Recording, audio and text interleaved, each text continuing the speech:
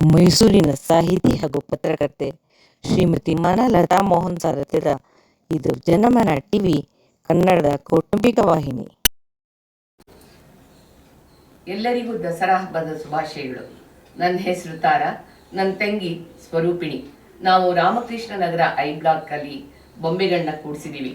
ನಮ್ಮ ಮನೆ ಗೊಂಬೆ ಹೆಸರು ಬಾಗು ಬೊಂಬೆ ಮನೆ ಅಂತ. ಅಂದ್ರೆ ನಮ್ಮ ತಾಯಿ ತಂದೆ ಭಾರತಿ ಗುಂಡೂರಾವ್ ಬಾಗು ಅಂತ ಹೆಸರಿಟ್ಟಿದ್ವಿ. ನಾವು ಸುಮಾರು 15 ವರ್ಷದಿಂದ ಈ ಗೊಂಬೆಗಳನ್ನ ಥೀಮ್ ಪ್ರಕಾರ ಜೋಡಿಸ್ಕೊಂಡು ಬಂದಿದ್ದೀವಿ.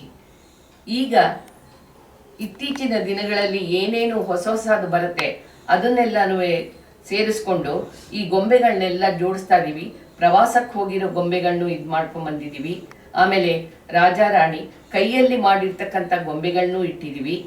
ಆಮೇಲೆ ಪೀಠಗಳಿಗೋಸ್ಕರ ಈ ಸಣ್ಣ ಸಣ್ಣ ಬಾಕ್ಸ್ಗಳು ಬರುತ್ತಲ್ಲ, ಆ ಬಾಕ್ಸ್ಗಳನ್ನ ತಗೊಂಡು ಪೀಠಗಳನ್ನೆಲ್ಲ ಮಾಡಿ ಅದ್ರ ಮೇಲೆ ದೇವರ ಪ್ರತಿಷ್ಠಾಪನೆ ಮಾಡಿ ವಿಜೃಂಭಣೆಯ ವಿಜಯದಶಮಿಯ ಉತ್ಸವ ಅಂತಾನು ಮಾಡಿದೀವಿ.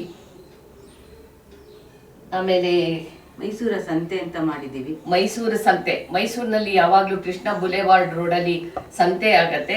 ಹಾಗೆ ನಾವು ನಮ್ಮೂರ ಸಂತೆ ಅಂತ ಮಾಡಿದೀವಿ. ಆಮೇಲೆ ಚಾಮುಂಡಿ ಬೆಟ್ಟ ಮಾಡಿದೀವಿ.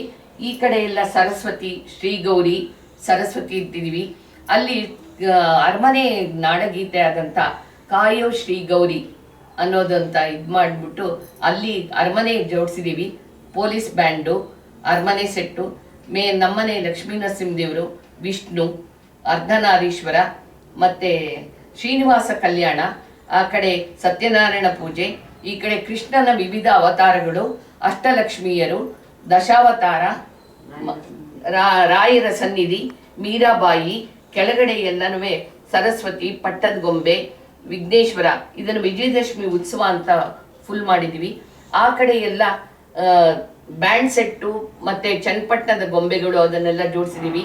ಆಮೇಲೆ ವಸುದೈವ ಕುಟುಂಬಂ ಅಂತ, ಹಿರಿಯರಿಗೆ ನೀವು ಯಾವಾಗ್ಲೂ ಗೌರವ ಕೊಡಿ ಅಂತ ಹೇಳಿದ್ದೇನೆ. ನಮ್ಮನೇಲಿ ಎಷ್ಟೇ ಜನ ಇದ್ರು ಎಲ್ಲರೂ ಹೊಂದ್ಕೊಂಡು ಹೋಗ್ಬೇಕು ಅನ್ನೋ ಒಂದು ಮನೋಭಾವ ನಮ್ಮಲ್ಲಿ. ಹಾಗೇನೆ ಆ ಕಡೆ ಸಂತೆ ಮಾಡಿದೀವಿ. ಕೆಳಗಡೆ ಸಣ್ಣದಾಗಿ ಒಂದು ಪಾರ್ಕ್ ಮಾಡಿದೀವಿ. ಈ ಕಡೆ ಎಲ್ಲ ಕೈಯಲ್ಲಿ ಮಾಡಿರ್ತಕ್ಕಂಥ ಗೌರಿ, ಸರಸ್ವತಿ, ಈ ತರ ವರಮಹಾಲಕ್ಷ್ಮಿ ಅಂತ ಜೋಡಿಸಿದೀವಿ. ಧನ್ಯವಾದಗಳು.